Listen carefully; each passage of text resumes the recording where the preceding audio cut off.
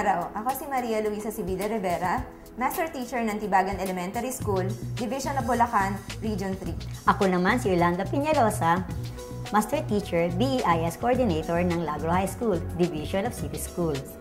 Kami po ay mga miyembro ng School Forms Engineering Team at narito po kami upang ipakita sa inyo kung paano i-accomplish ang mga bagong school forms. Sa present school year, may 4 na school form na nakapokus sa students formation, ang ESEP 1, 2, 3, and 5. Makipag-ugnayan sa inyong ICT Coordinator para sa pagkuha at paraan ng pag-submit gamit ang Learner Information System.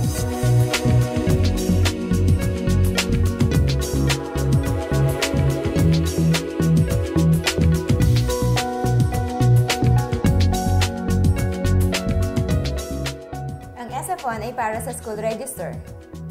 Sa pag-fill out ng age column, isulat ang edad ng bata as of first Friday ng June. Huwag nang lagyan ng fractions.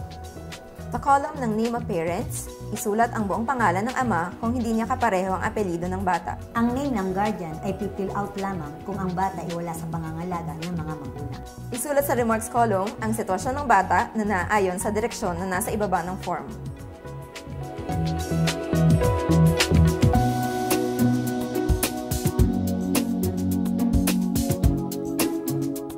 Ang ESEP 2 ay para sa daily attendance.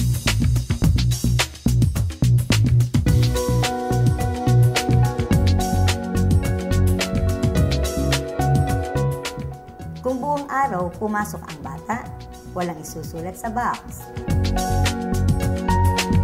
Kung pumasok sa umaga at absent sa hapon, i-shade ang upper half. Kung absent sa umaga at pumasok sa hapon, markahan ang lower half. Kung absent sa buong araw, lagyan ng pahilis na linya ang box. Kung shifting classes naman, ang pag-shade ay depende sa hatian ng dami ng subjects per grade level. Halimbawa, sa isang schedule na may 8 subjects, i-shade ang upper half kung late ang estudyante sa unang 4 na klase. I-shade ang lower half ng box kung hindi na pumasok ang bata sa natitira pang 4 na subjects. Again, kung absent sa parehong shift, lagyan ng pahilis na guhit ang box. Ang ESEP 3 ay para sa books issued and returned.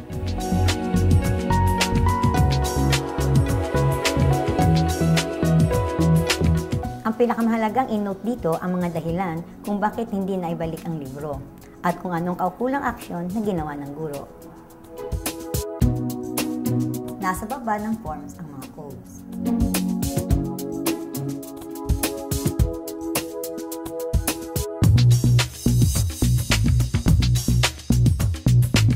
Ang ESEP 5 ay para sa promotion and level of proficiency.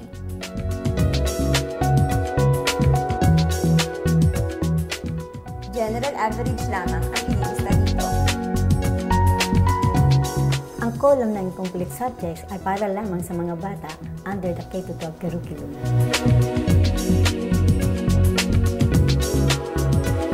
At ang mga batang maaari lamang irregular ay mga K-12 student na may incomplete subjects, ngunit papasa naman for promotion.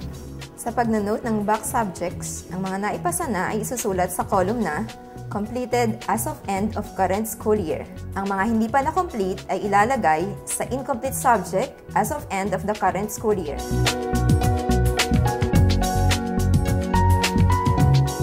Sa forms 1, 2, 3, and 5, mas madali, mas mabilis ang paglagay ng data.